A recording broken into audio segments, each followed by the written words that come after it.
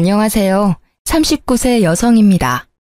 나이가 많다면 많고 적다면 적다고 생각하고 있는 제가 이 나이에 수많은 경험을 하게 됐는데요. 이 나이에 이런 일을 굳이 겪어도 되는 건지 혼자 한탄을 할 때가 많아요. 결혼한 여자라면 시댁과 남편 사이에서 많은 일을 겪게 되는데 다른 사람이 다 겪는 평범한 일이 아닌 왜 나만 이런 유난스러운 일을 겪어야 하나 짜증나더라고요. 저와 남편 사이에 있었던 일로 이제 저 혼자만 끙끙 앓고 싶지 않아 이렇게 사연을 보냈습니다. 우리 남편과 시댁이 얼마나 유별난 사람인지 한번 들어보실래요? 저는 친정엄마와 단둘이 살다가 1살 많은 남편과 결혼했어요. 친정아버지는 10년 전 교통사고로 돌아가셨고요. 친정아버지가 살아계셨을 때도 원래 형편이 좋지 못했어요. 그래서 전 고등학교 다닐 때부터 평일 주말 가리지 않고 매일 알바를 해왔는데요. 근데 친정아버지가 돌아가신 이후부터 엄마와 단둘이 살게 됐고 전 더욱 독하게 마음먹으며 일하게 됐어요. 제가 어릴 때부터 엄마는 가정부로 일했어요. 제가 지금 남편과 결혼하고 나서도 늦은 나이까지 가정부로 일을 하셨고요. 아버지가 하늘나라로 갔기 때문에 남편과 결혼을 해야 할지 고민이 많이 됐어요. 아무래도 엄마 혼자 작은 집에 남아서 지낸다고 생각하니까 마음이 쓰이더라고요. 친정엄마는 자기 신경 쓰지 말고 시집 가고 싶으면 마음 편하게 가라고 했어요. 그래서 전 그렇게 무거운 마음을 내려놓고 남편과 결혼했는데요. 그렇게 저와 결혼한 남편은 20대 후반부터 가게를 운영한 자영업자예요.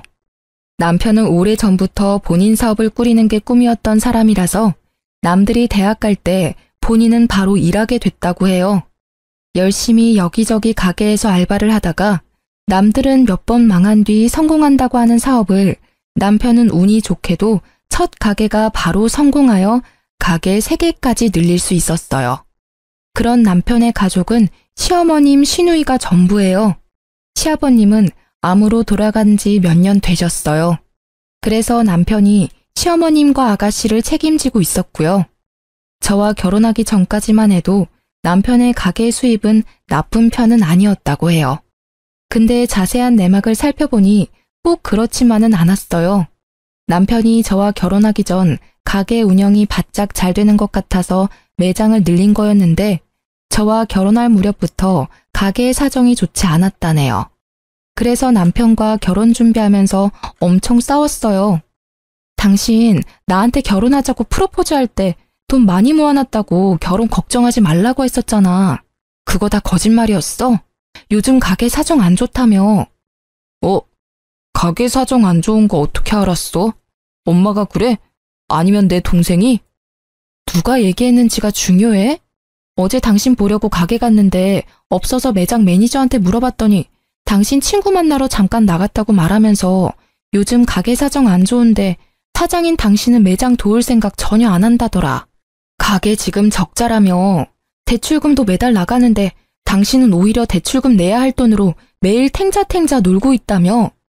난 당신이 매장 운영 잘 되는 편이고 그래서 매장 3개까지 늘렸다고 하길래 수입이 안정적인 줄 알았더니만 그거 다 허풍이었네. 매니저 말로는 이 상태 계속 유지되면 조만간 폐업도 생각해야 한다고 하던데 맞아? 이 자식은 할 말 못할 말 구분 못하고. 걔 말이 맞아. 요즘 가게 사정 안 좋고 당신한테 미리 말 못해서 미안하고. 아직 가게 대출금도 아직 다 못 갚았어. 원래 매장 운영 잘 되던 편이라서 내가 굳이 신경 안 써도 됐었어. 다만 최근 몇 달 동안만 가게 매출이 좀 안 좋았던 것뿐이야. 그동안 장사가 잘 된 편인데 대출금 다 못 갚은 게 말이 안 되잖아. 당신 대출금도 다 못 갚은 수준이면 돈도 많이 못 모았겠네? 그래놓고 왜 나한테 결혼하자고 한 거야? 당연히 너 좋아하니까 결혼하자고 한 거지. 자기야, 우리가 고작 몇 달 짧게 만난 사이도 아니고 이런 일로 헤어지거나 하지 말자. 내가 가게 대출금만 있을 뿐이지 사채 빚이 있거나 한 게 아니잖아. 그러니까 이런 일로 서로 마음 상해하지 말자. 이때 남편한테 숨기지 말고 모든 걸 다 오픈하라고 말했습니다. 남편은 이제까지 돈을 많이 벌고 모아둔 것처럼 프로포즈를 했던 사람인데 알고 보니 그게 다 허풍이었어요. 남편이 저와 결혼하자고 말했을 때 전 감추지 않고 솔직하게 말했었어요. 모아둔 돈이 3천만 원 밖에 없다고 했는데 본인은 많으니까 걱정하지 말라고 하더라고요. 그래놓고 저와 남편이 모아둔 돈 모두 합치니 1억조차 넘지 않았어요. 이 돈으로는 집 구하는 것부터 결혼식까지 준비하는 게 어려웠어요. 그래도 남편이 앞으로 잘하겠다고 떵떵거리길래 그 말을 믿고 대출 등 여러 도움을 받아 결혼하기로 남편과 합의 보게 됐습니다. 근데 시어머님은 그런 제가 마음에 들지 않았나 봐요. 결혼 허락을 구하러 갔을 때부터 우리 결혼은 물론 저의 사정을 듣고 똥 씹은 표정으로 항상 절 바라보셨어요. 부모님은 무슨 일 하시니? 엄마는 가정부로 일하시고 아버지는 오래전에 교통사고로 돌아가셨어요. 그래서 가족은 엄마와 저 둘뿐입니다. 돌아가시기 전에 아버지가 어머니나 너 앞으로 남기고 간 유산 같은 건 전혀 없고 사망보험금이라든지. 네? 없는데요. 그런 건 왜 물으세요? 너희 둘이 결혼한다고 이렇게 내 앞에 떡하니 앉아있는데 너희들 결혼할 때 쓸 비용부터 너 친정집 사정까지 모두 내가 알고 있는 게 맞다. 그럼 어머님이 너희 결혼할 때 도와줄 돈도 하나도 없겠네? 그러면서 그 푼돈으로 결혼하겠다고 하는 거야? 무슨 생각으로? 요즘 결혼이 애들 장난도 아니고 전셋집만 구해도 1억이 훌쩍 넘어가는데 그 1억도 안 되는 돈으로 어떻게 집을 구하고 결혼식을 올리겠다고 하는 거야? 난 너 생각을 모르겠다. 너한테 결혼하자고 말한 내 아들도 아들이지만 그걸 또 받아준 너가 참 이해가 안 간다. 누가 처음부터 모두 다 갖춰서 하겠어요. 다들 처음엔 부족하게 시작하지만 살면서 하나하나 채워가는 거라고 하잖아요. 말은 그렇게 해도 결혼하고 나면 꼭 그렇지도 않다. 다들 왜 부잣집 애인 만나서 결혼하려고 애를 쓰겠니? 처음부터 제대로 자리 잡고 시작해야 나중에도 잘 되는 법이다. 난 내 아들이 착하고 성실한 예비 며느리 데리고 온다고 하길래 기대했더니만 모아둔 돈이 고작 3천밖에 없다고 했지? 고작 3천밖에 안 모아놨으니 당연히 그런 소리가 자연스럽게 나오지. 우리 아들 어디에 내놔도 하나 빠지는 구석 없는 놈이다. 지금까지 선생님, 공무원 등 직업 좋고 돈도 많은 집안에서 선보자고 난리였는데 그때 선짜리 나가게 할 걸 엄청 후회하는 중이야. 아, 그래요? 제가 그렇게 마음에 안 드세요? 에휴, 지금 와서 그런 소리 해봤자 무슨 소용이니? 내가 그런 마음을 갖고 있었다는 거야. 돈 많은 처갓집에 장가가서 호강 누리면서 살길 바랬는데 그게 안 되니까 아쉬워서 그렇지 뭐. 나도 너희 친정처럼 도와줄 능력 안 되니까 그 얼마 안 되는 푼돈으로 니들 알아서 결혼 준비 잘 해봐라. 얼마나 잘할지 모르겠지만. 결혼 전부터 면전에 대고 제가 마음에 들지 않는다는 표현을 아끼지 않고 팍팍 하시더라고요. 사람이 바로 앞에 있는데도 이렇게 싫은 티를 많이 내시는데 결혼하고 나면 얼마나 못되게 굴까 걱정됐어요. 본인 아들만 최고라고 생각하는 어머님 때문에 속이 정말 많이 시끄러웠습니다. 돈 많고 직업 좋은 여자가 남편을 왜 만나겠어요? 그만큼 능력되는 남자를 만나겠죠. 제가 떵떵거릴 만한 직업을 갖고 있지 않고 돈도 많이 모아두지 않은 것도 사실입니다. 그렇지만 남편도 마찬가지로 저한테 허세만 떨었지 모아둔 돈 별로 없고 오히려 대출까지 다 못 갚은 상태라 차라리 빚 없는 제가 훨씬 괜찮다 생각했어요. 아무리 못난 사람이라도 자기 자식이 제일 잘나고 최고인 법인지 자기 아들 못난 건 생각 못하고 제가 부족한 것만 쏙쏙 골라서 보시더라고요. 제 앞에서만 본인 마음을 티낼 줄 알았는데 우리 친정엄마 앞에서까지 그럴 줄은 몰랐어요. 그래서 제가 많이 곤란하고 힘들었는데요. 상견례 자리에서 어머님의 행동은 정말 가관이었고 어른이 맞나 싶더라고요. 사돈, 애들이 결혼하고 나면 사돈이랑 제가 살면서 만나는 일이 얼마나 많겠습니까? 1년에 한 번조차 보지 못하는 사이가 바로 사돈지간 아니겠습니까? 이렇게 상견례와 결혼식 때나 보지 앞으로 사돈이랑 이렇게 마주보고 앉아 얘기할 일이 많지 않을 것 같으니 오늘 솔직하게 다 말할게요. 사실 저 이 결혼 마음에 안 듭니다. 다들 부족하게 시작한다고는 하지만 너무 부족하게 한다고 생각해요. 제 아들이 가게 운영하는 사람이라서 며느리 될 사람은 안정적이고 연봉 센 사람이었으면 했는데 사돈 딸내미는 처음 들어보는 작은 회사에서 근무하고 이제까지 모아둔 돈도 별로 없잖아요. 사돈은 우리 아들 어떻게 생각할지는 모르겠지만 전 사돈 딸내미 썩 내키지 않습니다. 사돈 마음 충분히 이해갑니다. 자식 가진 부모 입장에선 충분히 그런 마음 들 수밖에 없죠. 그렇지만 애들이 좋아서 하는 결혼인데 어른이 중간에서 이래라 저래라 말하는 건 결혼 앞두고 있는 애들 마음만 싱숭생숭하게 만드는 일 같아요. 아직 배울 게 많은 우리 딸 며느리로서 부족하지 않게 잘하라고 잘 말해둘 테니까 너그럽게 봐주세요. 그리고 미리 애들한테 줬어야 하는데 어쩌다 보니 이런 자리에서 주게 됐네요. 이 돈 애들 집 구할 때 보태라고 따로 준비해둔 돈입니다. 돈 준비하는데 시간이 좀 걸려서 이 자리에서 주게 되네요. 엄마, 이 돈 어디서 났어? 어른들 얘기하고 있으니까 일단 가만히 있어. 사돈, 앞으로 우리 딸 잘 부탁드립니다. 우리 딸이 사돈 아드님에 비해 부족하다고 느끼시겠지만 그래도 저의 소중한 딸아이입니다. 우리 딸 앞으로 잘 부탁해요. 부족한 게 많은 딸이지만 심성 하나는 참 착한 아이입니다. 그러니 너그러운 마음으로 딸이라 생각하고 우리 딸 잘 봐주세요. 당연하죠. 요즘 시대의 고부 사이는 엄마와 딸 같은 사이라는 말이 있잖아요. 사돈 딸을 제 딸이라 생각하면서 잘 데리고 있겠습니다. 친정엄마가 갑자기 2억이란 큰 돈을 저에게 주셨습니다. 집 구할 때 쓰라고 마련한 돈이래요. 사전에 말도 없이 2억이란 큰 돈을 딱 준비한 친정엄마를 보고 놀랬습니다. 이렇게 큰 돈을 마련할 수 있는 형편이 아니라는 건 누구보다 제가 잘 알기에 2억이란 큰 돈을 꺼낸 엄마 보고 놀랬어요. 엄마는 2억을 우리 부부에게 주는 순간 시어머님의 표정이 180도 달라졌어요. 돈 꺼내기 전까지만 해도 우리 친정엄마와 나를 위아래로 훑으며 보던 사람이 돈이 앞에 있으니 갑자기 온화한 표정을 짓더라고요. 돈 앞에 장사 없다더니 어머님을 보니 그 말이 딱 떠오르던데요. 이렇게 가식적인 사람 실제로 보니까 소름 돋는다는 말밖에 나오지 않아요. 그렇게 친정엄마 덕분에 서울에 있는 빌라 하나를 구할 수 있었지만 남은 결혼식부터 신혼여행까지 여유롭게 준비하지 못했어요.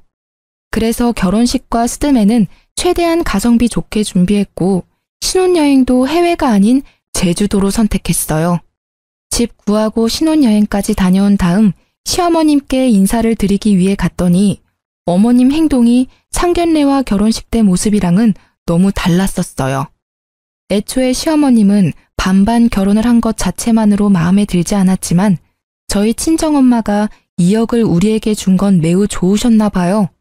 앞에서는 고맙다고 말씀하셨지만 막상 그 2억 돈으로 집 구할 때 공동 명의로 하지 않고 내 명의로 하니 그게 고가우셨나 봐요. 미자 너 그렇게 안 봤는데 참 여우구나. 너 친정엄마가 주신 2억으로 집 구할 때 너 명의로 구입했다며. 두 사람 앞으로 평생 같이 살기 위해 결혼했으면 집도 공동 명의로 했어야지. 왜 내 아들 이름만 쏙 빼서 계약했니? 저희 친정엄마가 주신 돈이니까 당연히 그렇게 하는 게 맞다고 생각했어요. 그리고 어머님 말씀대로 이제 이 사람이랑 평생 같이 살 건데 집 명의가 누구 이름으로 되어 있든 그게 무슨 상관이에요. 엄마, 미자 말이 맞아. 집 명의 그게 뭐가 중요해. 이제 앞으로 계속 같이 살 건데. 그리고 그 집 구할 수 있던 것도 장모님이 2억 보태줘서 구할 수 있던 거잖아. 서울에서 그런 집 어떻게 구할 수 있겠어?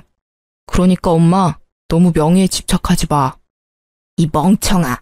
너가 이렇게 나오니까 문제야. 너희 둘이 평생 함께 한다고 해도 사람 이름 모르는 거야. 만약 둘이 싸우고 쫓겨나면 그땐 어쩔 건데? 지금이라도 공동 명의로 바꿔. 아무리 부부라고 해도 그런 건 확실히 해야 하는 거야. 지금이라도 공동 명의로 바꾸라는 말도 안 되는 말을 시전하는 시어머님 때문에 고구마 100개를 연속으로 먹은 듯한 답답함을 느꼈습니다.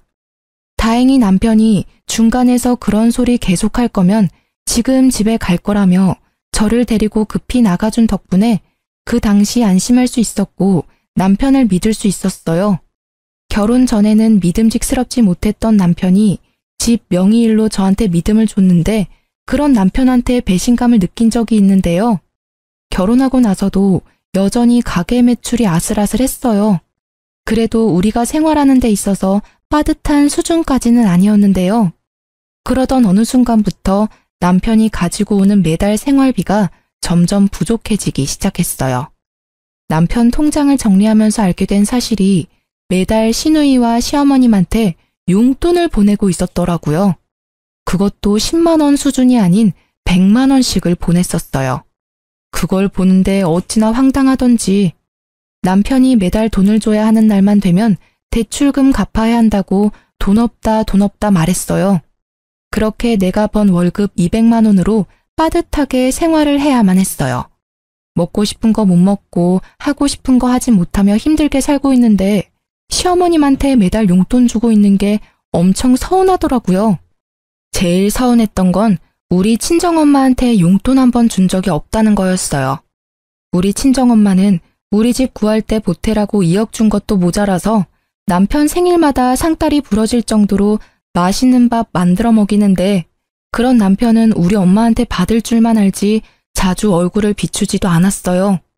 내가 같이 가자고 해야 가지 먼저 가자는 말 꺼낸 적도 없었고요. 그래서 이 일로 크게 싸우게 됐습니다. 당신 어머님이랑 아가씨한테 매달 100만 원씩 용돈 보내고 있었더라? 어? 그거 어떻게 알았어? 매장 직원이 당신한테 일렀어? 매장 직원도 알고 있어? 매장 직원도 아는 사실을 이제까지 나한테 숨겼던 거였어? 당신은 날 와이프로 생각은 해? 매장 직원도 아는 사실을 왜 나만 모르고 있어야 하냐는 거야. 상의도 없이 왜 어머님한테 매달 돈 보내? 그것도 10만 원, 20만 원도 아니고 100만 원씩이나. 자기도 알잖아. 우리 엄마 맨날 힘들게 사는 거. 아빠 돌아가시고 나서 맨날 돈 없다, 힘들다 입에 달고 사는데 아들로서 그런 엄마를 모른 척할 수 있겠어? 당신이랑 결혼하기 전까지 나랑 엄마랑 같이 살다 보니까 돈 걱정이 없었는데 이제 나랑 떨어져 지내니까 생활하는 게 좀 힘든가 봐. 그래서 당분간만 도와주기로 한 거야. 우리 엄마 연세도 있는데 일하기도 힘들고. 우리 엄마도 남편 없어. 혼자야. 우리 엄마는 어머님보다 먼저 남편 잃은 과부라고. 그래도 엄마는 지금까지도 일 열심히 해. 그래서 지금까지 나한테 손 벌린 적도 없어. 어머님은 우리 엄마랑 나이 차이가 얼마나 난다고 연세가 많아서 일을 못한다고 해? 어머님 아직 60대야. 내 친구 시어머님들은 정년퇴직 진작에 했는데도 집에만 있으면 몸이 간지럽다고 심심할 때마다 알바한다더라. 왜 남의 엄마랑 우리 엄마랑 비교해? 그리고 장모님은 원래 꾸준히 일해왔던 분이고 우리 엄마는 아빠가 돌아가시기 전부터 전업주부로 지내셨던 분이야. 어떻게 같을 수가 있어? 뭐가 달라? 남편이 없으면 일할 생각을 하는 게 당연한 거야. 집에만 있으면서 생활 어려운 아들한테 매달 돈 받으면서 지내는 것보다. 어머님 힘든 건 안쓰럽고 내가 하루하루 힘들게 사는 건 안 불쌍해? 자꾸 꼬투리 잡지 마. 내가 술 마시면서 엉뚱한 곳에 돈 쓴 것도 아니고 엄마한테 용돈 몇 번 준 건데 그걸 왜 자꾸 시비 거냐고. 용돈 몇 번? 시비? 당신 말 그런 식으로 할래? 어머님한테 한두 번만 준 게 아니니까 하는 말이잖아. 당신 앞으로 어머님한테 매달 돈 보내기만 해봐. 알아서 해. 이번 달은 이미 어머님한테 돈 보냈으니까 어쩔 수 없고 다음 달부터 그 돈 나한테 줘. 지금 생활 자체가 빠듯해서 적금도 못 들고 있는데 차라리 그 돈으로 적금을 들어야 되겠어. 남편이랑 돈 문제로 자주 싸웠어요. 하지만 달라진 건 없었어요. 한두 달은 어머님께 용돈을 주지 않는 것 같았지만 뒤에서 몰래 주는 걸 몇 번 들킨 적이 있었고 우리 엄마한테 직접 안부 전화를 하거나 찾아가는 일도 없었고요. 아들 같은 사위가 되겠다고 했으면서 아들은 개뿔. 동네 이웃 아줌마 아들보다 우리 엄마를 더 안 챙겨요. 남편이 이렇게 돈 문제로 실망을 계속 주다 보니 남편한테 숨긴 사실 한 가지가 있는데요. 남편이랑 결혼한 지 3년 차가 되었을 무렵 우리 외할아버지가 돌아가셨어요. 저는 그 소식을 듣고 깜짝 놀랐어요. 왜냐면 제겐 외할아버지가 없는 줄 알고 살아왔거든요. 사실 40년 전 엄마가 결혼할 당시에 외할아버지가 가난한 아빠를 크게 반대하는 바람에 엄마는 결국 할아버지랑 연을 끊고 살았다고 해요. 아빠가 죽기 직전에 처음 연락을 드렸지만 그놈 장례식도 가기 싫다는 말에 엄마는 마음 깊이 상처를 받아 저에게 외할아버지란 존재도 알려주지 않았다네요. 그런데 그런 외할아버지가 상태가 위독하다는 연락을 받았고 엄마는 30년 만에 처음 병실에 누워있는 외할아버지를 만난 거였죠. 할아버지가 암 때문에 투병 생활을 하고 있었고 몇 년 동안 병원에 있었다고 해요. 엄마는 그런 할아버지 앞에서 펑펑 우셨어요. 일주일 뒤에 할아버지가 돌아가셨고요. 할아버지 유일한 자식인 엄마는 할아버지의 전 재산을 상속받게 됐는데요. 할아버지는 총 30억이 넘는 재산과 서울 중심에 있는 큰 상가 건물 한 채를 갖고 계셨어요. 그걸 모두 엄마가 상속받게 된 거였고요. 한순간에 많은 돈을 얻게 된 엄마는 그런 저에게 이 사실을 바로 알렸고 엄마와 마찬가지로 저도 굉장히 놀랬어요. 처음 본 외할아버지가 일주일 만에 돌아가신 건 안타까웠지만 매일 혼자 살면서 힘들게 가정부 일을 하고 있는 엄마가 안쓰러웠는데 이제 돈 때문에 허덕이지 않아도 되는구나. 이기적일 수 있지만 제겐 다행이라고 생각했어요. 이 사실을 남편에게 알려야 하나 고민이 많았지만 전 알리지 않기로 했어요. 제가 맨날 돈 문제로 고민하는 걸 아는 친정엄마도 굳이 알리지 말라고 했고요. 사실 엄마도 남편과 시어머님을 굉장히 괘씸하게 보고 있거든요. 시어머님은 우리 결혼할 때 도와준 거 하나도 없으면서 정작 우리 엄마한테 이것저것 바라는 눈치였고 게다가 남편보다 내가 아래인 것 마냥 대하는 어머님의 태도가 마음에 들지 않았다고 했어요. 그리고 남편도 날 평생 책임질 것처럼 데려가 놓고 정작 시어머니만 챙길 뿐 고생은 제가 다 하고 있으니 속상하다고 매번 말씀하세요. 그런데 어느 날 오랜만에 본 엄마의 낯빛이 유독 어둡고 요즘 몸에 기력이 없다고 하셔서 대학병원에 데려가 종합검진을 받게 해드렸는데요. 의사 말로는 신장 기능이 너무 떨어져 있어서 당장 혈액투석을 준비하자고 말씀하셨어요. 엄마가 외가 쪽 대대로 신장이 좋지 않다는 건 알고 있었는데 이렇게 빨리 안 좋아질 줄은 전혀 몰랐다며 저도 그렇고 엄마도 너무 속상해 하셨어요. 친정엄마가 아프다고 하는데도 남편은 여전히 친정엄마 보러 갈 생각을 안 하더라고요. 그런 남편을 볼 때마다 얼마나 정이 떨어지던지. 친정엄마가 아프다는 소식을 들은 저는 일을 그만두고 간병인 대신 보필하게 됐어요. 남한테 엄마를 맡기는 건 너무 불안하더라고요. 그리고 제 마음도 좋지 않고요. 그래서 제가 매일매일 엄마 옆에 있기로 했는데 남편은 그게 마음에 들지 않는 모양이에요. 매달 돈을 벌어오던 내가 엄마 옆에서 간병을 한다고 하니까 그게 싫었던 것 같아요. 그래도 남편은 반대하진 않았어요.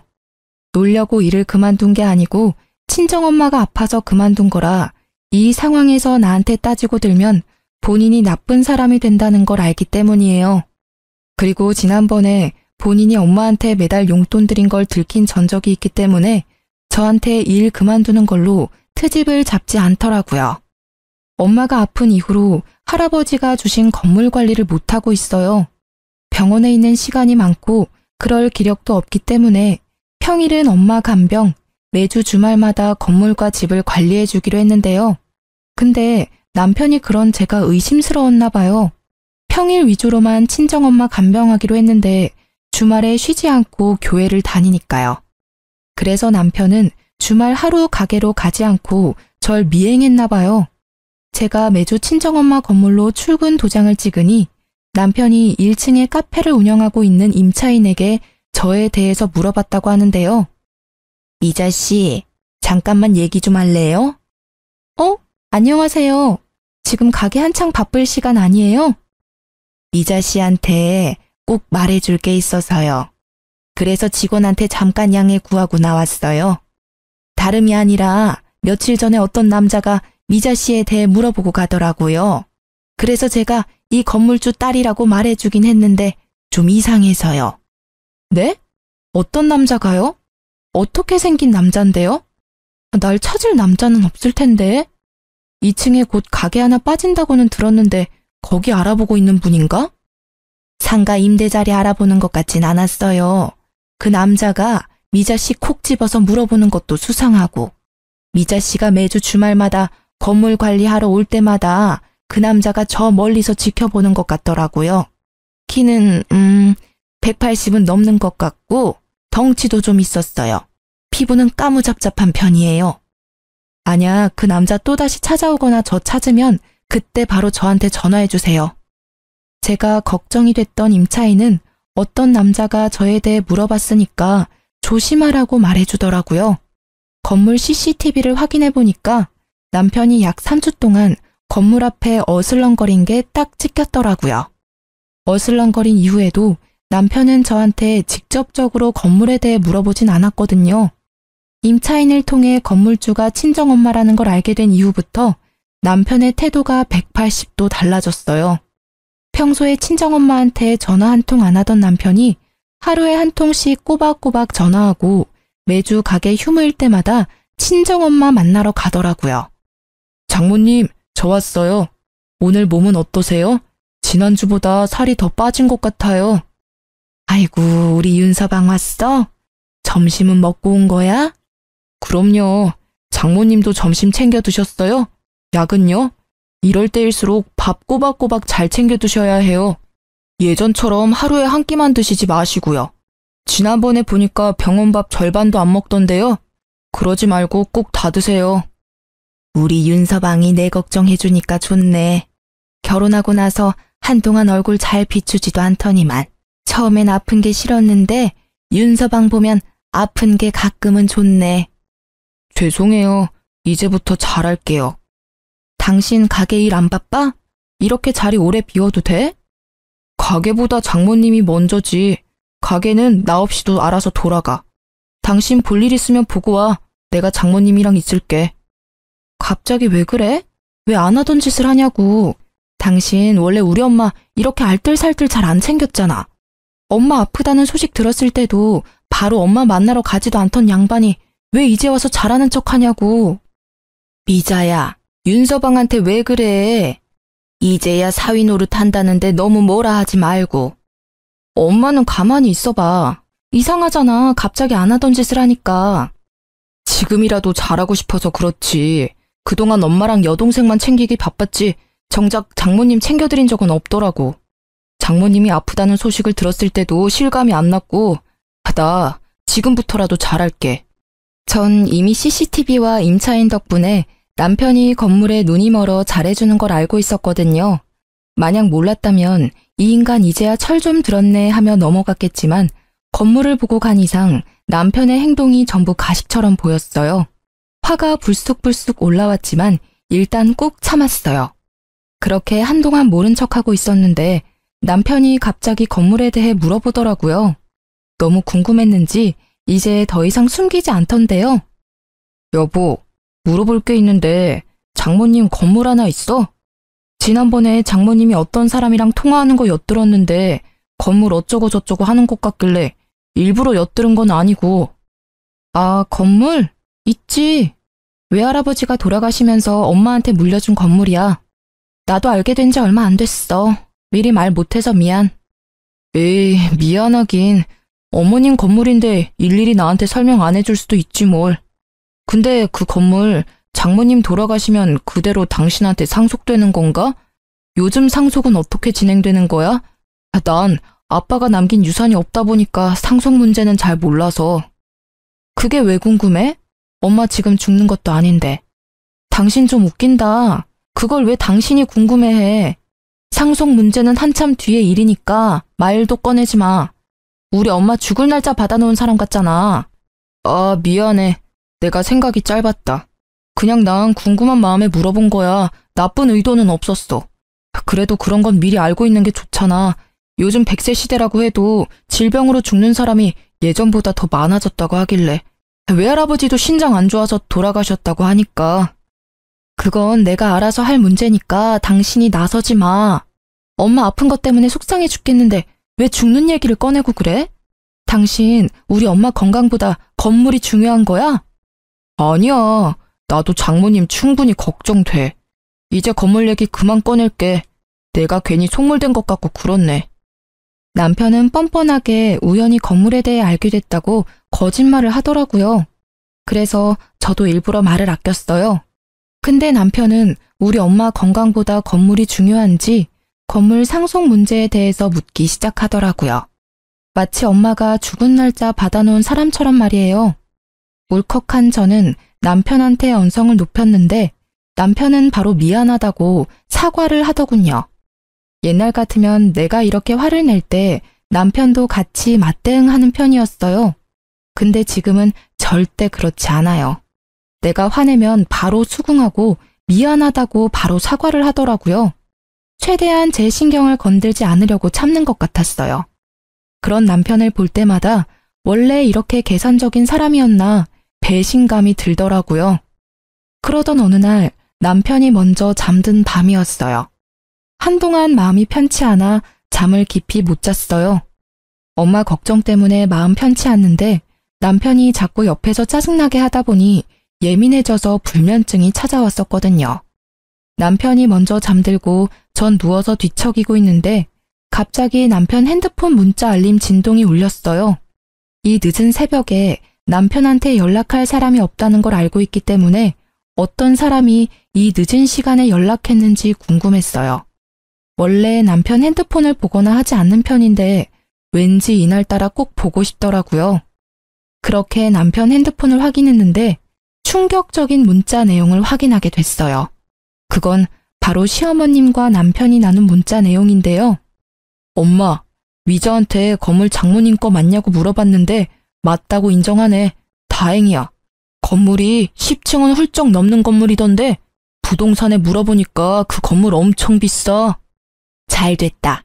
처음에 미자랑 너랑 결혼한다고 했을 때 얼마나 싫었는 줄 알아? 없는 집안에 태어난 계집애랑 결혼한다고 해서 걱정이 많았는데 너랑 미자 결혼 안 시켰으면 큰일 날 뻔했다. 장모님 언제 돌아가실까? 하루라도 빨리 죽어야 미자가 건물 상속 빨리 받지. 건물 상속 받으면 1층에 있는 가게 하나 내보내고 그 자리에 내 가게 하나 차려야겠다. 지금 2호점 가게 월세 너무 비싸거든. 마누라 복 없는 줄 알았는데 이게 웬 떡이야? 그러게 말이다. 나도 며느리 복 없는 줄 알고 머리 아팠는데 그게 아니었어. 아들, 미자가 상속받으면 우리 집도 고급 빌라로 이사가게 부탁 좀 해봐. 지금 살고 있는 집 너무 오래돼서 인테리어 공사라도 해야 하나 걱정했는데 나중에 너가 대신 물어봐줘. 그리고 미자 신경 건드리지 말고 장모님한테 잘해. 그래야 나중에 콩고물 하나라도 더 떨어지지. 그리고 사돈은 아프다면서 명줄이 왜 이렇게 길어? 죽을 거면 하루라도 빨리 죽지. 에휴. 엄마, 걱정하지 마. 그 건물 미자가 상속받는다고 해도 그 건물 내 건물이나 마찬가지라 엄마가 하고 싶은 거 마음껏 해도 돼. 그러니까 돈 펑펑 쓸 준비나 하고 있어. 외가 쪽에 유전적으로 신장이 안 좋다네.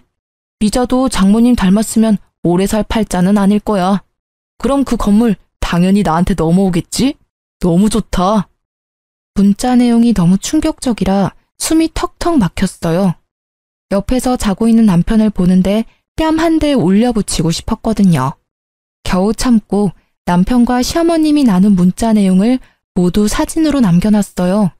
나중에 딴 말 못하게 하려고요. 이날 잠 한숨도 못 자고 밖에서 많은 고민을 했습니다. 이 남자랑 평생 살 수 없겠다는 결론이 나왔고 전 남편과 이혼하기로 결정했어요. 바로 이혼 통보를 하지 않고 남편한테 제대로 복수한 다음 이혼하고 싶었어요. 그래서 어떻게 남편을 골탕 먹일 수 있을까 고민하고 있던 때 남편이 운영 중인 가게 매출이 점점 안 좋아지기 시작했어요. 결혼 초반 때 위기를 잘 견딘 것 같더니만 다시 매출이 안 좋아지기 시작하더라고요. 매출이 반토막 난 이유가 남편 가게 근처에 엄청 유명한 고깃집이 생겼기 때문인데요.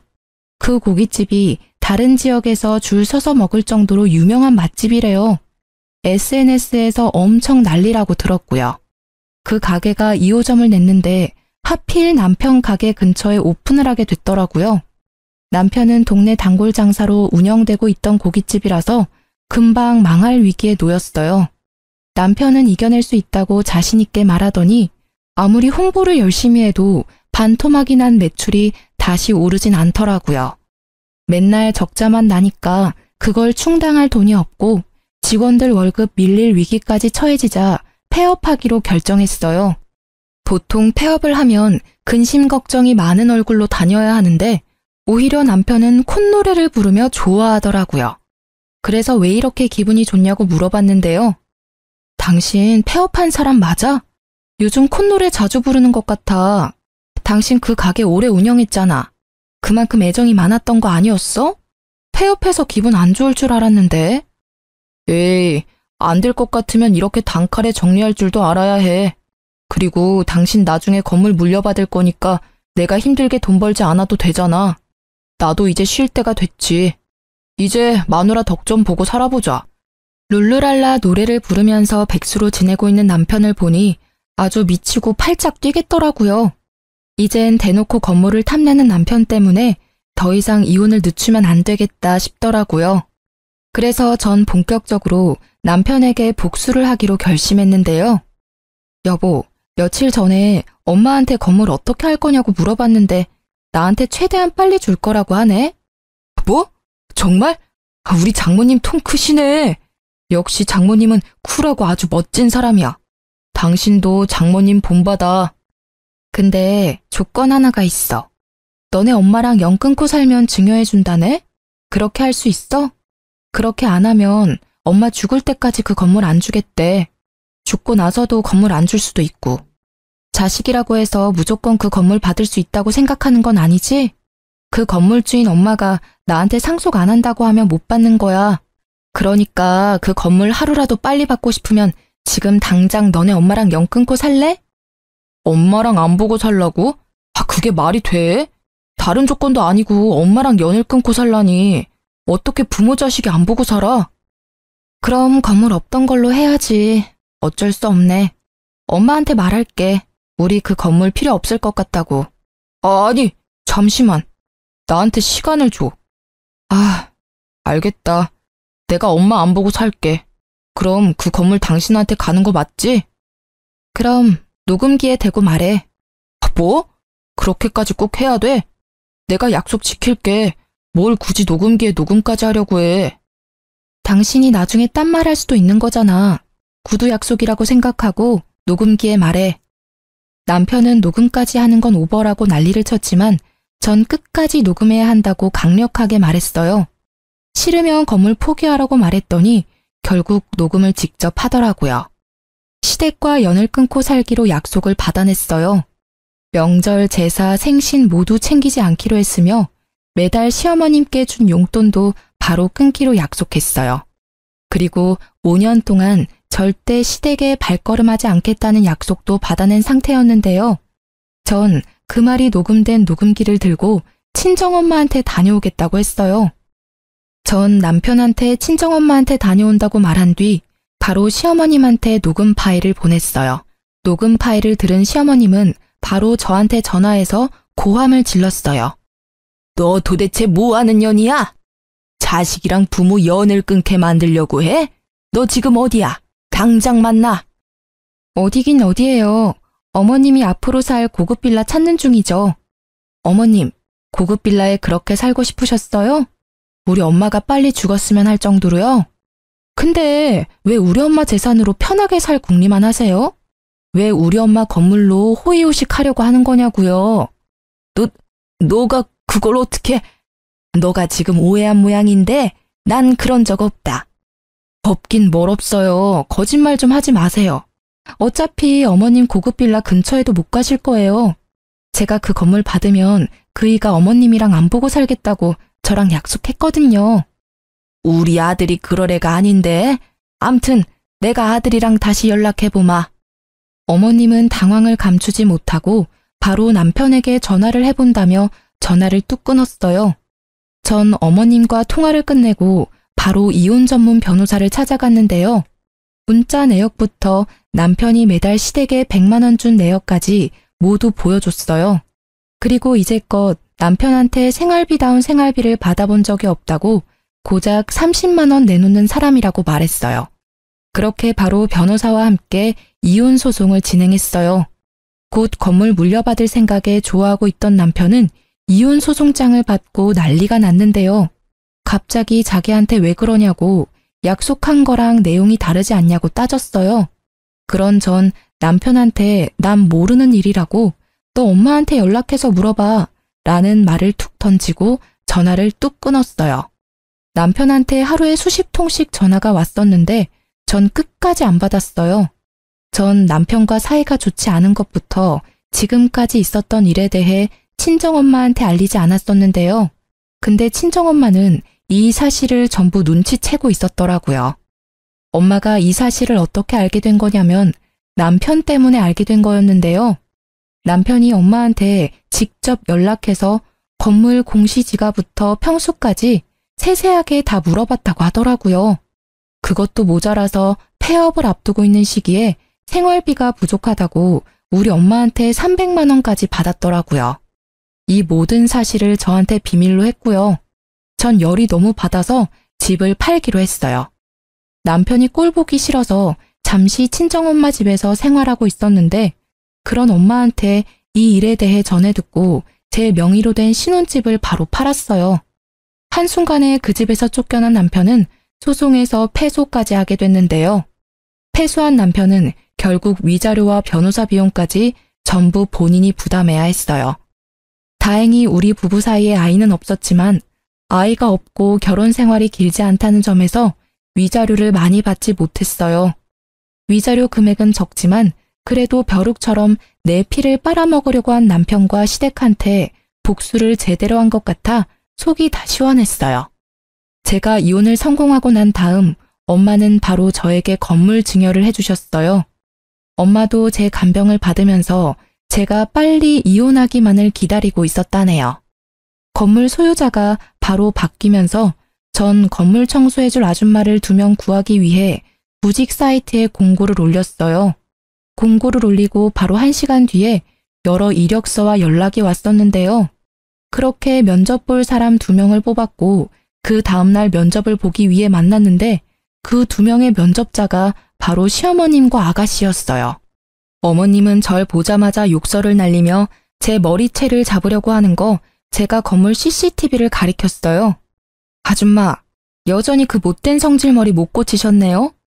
제 몸 털끝 하나 건드리는 순간 저 CCTV에 바로 찍히는 거 아시죠? 저 이제 그냥 가만히 있지 않아요. 콩밥 먹고 싶으면 제 머리채 잡으시고요. 너 이 나쁜 계집애, 너가 나한테 어떻게 이럴 수 있어? 내가 이제까지 너한테 어떻게 했는데? 한때 가족이었던 사람한테 이렇게 해도 되는 거니? 아니 아줌마, 내 가족이라고 생각한 적 단 한 번도 없어요. 그리고 아줌마가 저한테 며느리로서 잘해주신 적 단 한 번도 없잖아요. 누가 보면 천사표 시어머니였는 줄? 전 절대 합의란 거 없는 사람이니까 돈 많으시면 저랑 한판 붙던가요. 제가 강하게 나가니 전 시모는 찍소리 못하고 주먹만 바들바들 떠시더라고요. 알고 보니 전 시모 집이 팔렸다고 해요. 20평대 노후된 집이 유일한 재산이었거든요. 전 남편이 그 집 담보로 투자를 했다고 해요. 저와 이혼한 후 위자료를 내야 하고 건물까지 가지고 있는 저를 많이 부러워했다고 하네요. 그래서 본인도 건물주가 돼보겠다고 엄마한테 엄청 어필했다고 합니다. 전 남편 말에 넘어간 어머님은 집 담보로 대출을 한 모양이에요. 투자하여 큰 돈을 번 다음 좋은 건물 하나 매입하려고 했었는데 알고 보니 투자자가 유명한 사기꾼이었어요. 그래서 그 낡은 집을 한순간에 경매로 날렸다고 해요. 남편은 당장 돈을 벌기 위해서 일용직으로 일을 했다는데요. 시멘트를 나르는 일이었는데 무리해서 들다가 허리를 삐끗하는 바람에 결국 병원 신세를 졌다고 하네요. 당연히 돈도 못 벌고 있는 상황이고요. 그래서 전 남편 대신해서 전 시모와 신우가 돈을 벌기 위해서 건물 청소 면접을 보려고 이렇게 찾아왔던 거였고요. 근데 하필 그 건물이 제 건물이었던 거죠. 전 예정을 생각해서 일하게 해준다고 말했더니 많이 망설이는 눈치였어요. 아무래도 이혼한 며느리 건물에서 청소를 한다는 게 쉽지가 않죠. 자존심이 많이 상하니까요. 망설이길래 시급 많이 올려준다고 하니 바로 하겠다며 고맙다고 하더라고요. 다음 날부터 두 사람은 청소 일을 하게 됐어요. 나름 고층이라서 청소할 구석이 많았어요. 유리창부터 복도, 계단 등 구석구석 닦으라고 말했더니 손때 하나 없이 전부 닦더라고요. 내 건물이라고 대충 할 생각이면 그만두라고 제가 단호하게 말했거든요. 그렇게 3일 동안 꼼꼼하게 청소를 시켰더니 몸살이 났는지 청소일 못하겠다고 배째라 시전하더라고요. 그래서 전 바로 그 자리에서 해고했습니다. 하루 푹 쉬고 다음날 전 시모가 절 따로 찾아왔는데요. 미자야, 내가 미안하다. 내가 한동안 안 하던 일을 하려고 하니까 너무 힘들어서 그랬어. 한 번만 봐줘. 내가 그럼 더 열심히 일할게. 아줌마, 혹시 보험 들어놓은 거 있어요? 보험? 그건 왜 묻니? 생명보험 기본적인 건 있다만. 잘 됐네요. 남편한테 저희 엄마 빨리 죽었으면 좋겠다고 했죠? 아줌마야말로 지금 죽으면 보험금 받은 자식들이 얼마나 편하게 살겠어요. 애매하게 골병 들면 병원비만 나가지. 정작 자식들한테 떨어지는 게 없잖아요. 일찍 죽으면 고생하는 자식을 얼마나 편하겠냐고요. 그러니까 지금이라도 자식한테 밉보이지 않고 잘하셔야죠. 나중에 어떤 일이 있을 줄 알고? 뭐? 그게 무슨? 내가 그쪽 아들 계산적인 거 알고 깜짝 놀랐었거든요. 돈에 눈이 멀어 부모랑 연도 끊는 자식이 보험금 때문에 무슨 일이라도 못 저지를까? 암튼 아줌마는 평생 자식들 눈치 보며 사셔야죠. 본인이 그따위로 키웠으니 불평불만은 하지 마시고. 제 말을 들은 순간 어머님은 눈을 동그랗게 크게 뜨고 도망가셨어요. 본인이 지은 죄를 알고 있는 거죠. 그 이후로 시댁과 남편을 본 적이 없어요. 어떻게 사는 줄도 모르고요. 이 이야기를 엄마한테 그대로 알려주니 속이 다 시원하다고 했어요. 그리고 지금은 엄마가 다니고 있는 대학병원 근처에 소형 아파트를 하나 구입했어요. 둘이서 살기에 딱 좋은 곳이에요. 예전보다 엄마 건강이 많이 회복된 편이지만 더 괜찮아지면 좋겠어요. 지금까지 제 이야기 어떠셨나요? 돈에 눈이 먼 인간들에게 나름 복수를 해보았는데 여러분들은 어떤 생각을 하셨나 모르겠네요. 다들 저와 엄마에게 응원의 한마디 부탁드립니다. 들어주셔서 감사합니다.